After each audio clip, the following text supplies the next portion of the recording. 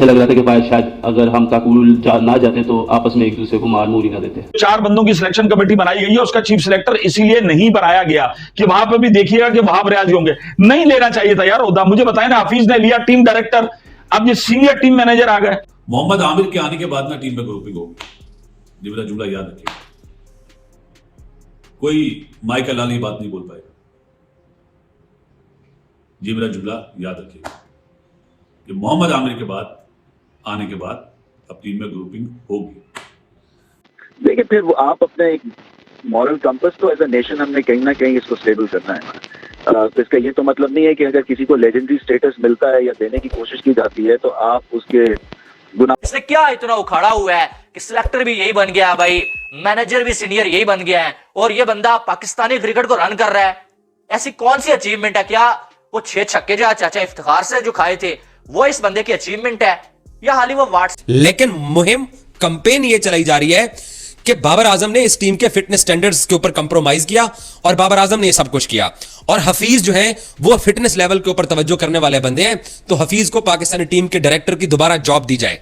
अब मोहम्मद आमिर की बड़ी जय जयकार हुई है कि भाई वो जिस तरीके से आए, फिजियो भी साथ लेके चल रहे हैं, तो भाई ये सारे हमारे मुल्क में जो है ना बशमूल सोशल मीडिया वाले, हम भी सोशल मीडिया, लेकिन ये चढ़ते सूरज के पुजारी। सर कहिएगा कि आज वहाब रियाज के इस बयान को आप किस तरह से देखते हैं, क्या कमेंट करेंगे आप? कड़वा सच है और आई थिंक ये सबके सामने है, और मेरा इसके ऊपर व्यूज आज के नहीं है, ये हमेशा से है।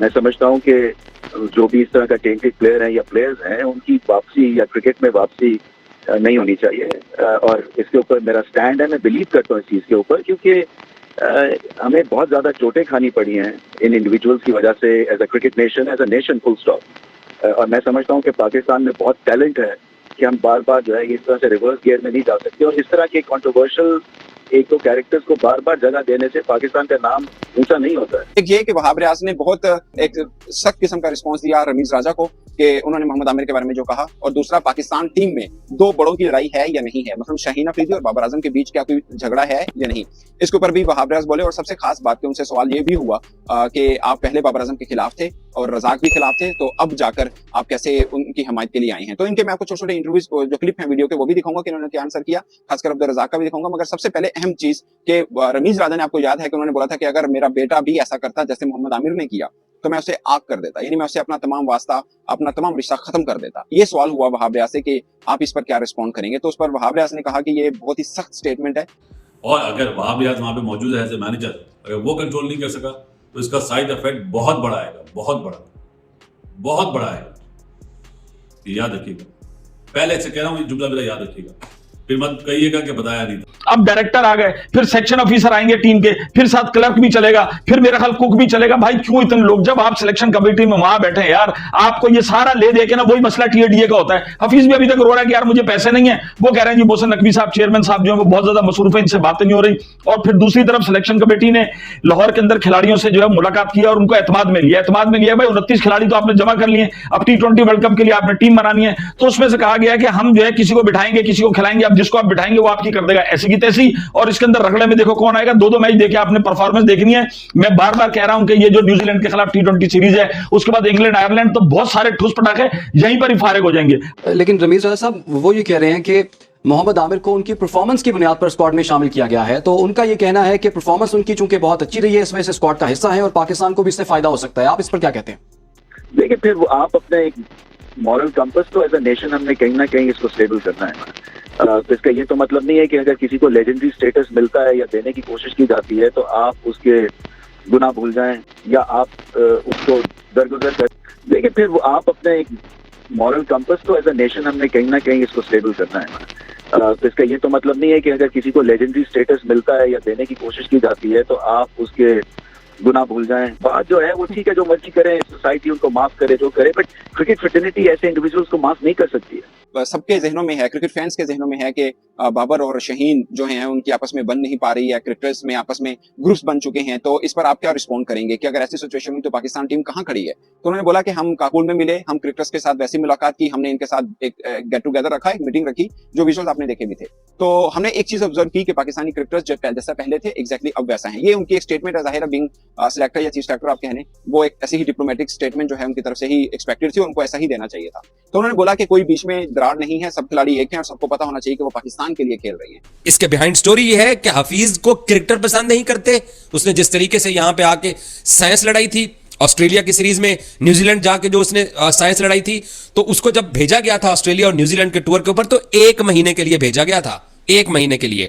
अब वो भाईजान चाहते हैं कि मैं मुस्तकिल पाकिस्तान क्रिकेट टीम की यह जिम्मेदारी संभालूं। अब लाहौर के अंदर क्या हो रहा है और हमारे सोशल मीडिया के ऊपर क्या हो रहा है कि जी हफीज को दोबारा से लगाया जाए, कंपेन लॉन्च की गई है मोहसिन नकवी का दिल जीतने के लिए। लेकिन सवाल यह है कि ये जो बाबर आजम के ऊपर फिटनेस का मुद्दा डाला जा रहा है, क्या यह कप्तान ने टीम सेलेक्ट करनी होती है? वहाब रियाज की जिम्मेदारी थी ना कि आपने फिट प्लेयर को पाकिस्तान टीम के अंदर सेलेक्ट करके भेजना है, या बाबर आजम चीफ सेलेक्टर है, वो प्लेयर्स की फिटनेस का चेक कर रहा है? और बाबर आजम टीम का कप्तान था, बाबर आजम की यह जिम्मेदारी नहीं थी कि प्लेयर्स की फिटनेस का बेंचमार्क क्या होना चाहिए, वो अपनी फिटनेस का जिम्मेदार होता है। यह क्रिकेट बोर्ड का काम होता है, यह क्रिकेट टीम मैनेजमेंट का काम होता है।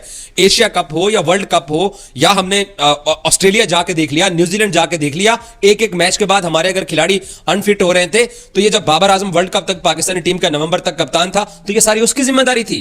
नहीं वाला जो स्पेल है वो इसकी अचीवमेंट है, या पीएसएल में ज्यादा विकेटें लेना। पाकिस्तान क्रिकेट को इस बंदे का क्या फायदा हो रहा है, मुझे ये समझ नहीं आ रही है। उल्टा पाकिस्तानी टीम को तोड़ने का काम कर रहे हैं। पहले जो है यही जो है कह रहे थे कि बाबर आजम को कप्तानी से हटाना बनता है। भाई बाबर आजम 6 इवेंट्स हार चुके हैं, आप और कितना कप्तान बनाए? अब जो है शाहीन को कप्तान बनाने के बाद दोबारा से बाबर का नाम यही बंदा दे रहा है कि बाबर को दोबारा से कप्तान बनाओ। या तो तुम पहले गलत थे या तुम अब गलत हो। लेकिन जो वहाब रियाज साहब को जो हर बार कहीं ना कहीं गुस्सा लिया जाता है, इनके इससे बड़े बड़े लेजेंड्स पाकिस्तान में मौजूद हैं, बड़े बड़े जो दिमाग वाले लोग मौजूद हैं, उनको जवाब नहीं मिलती है।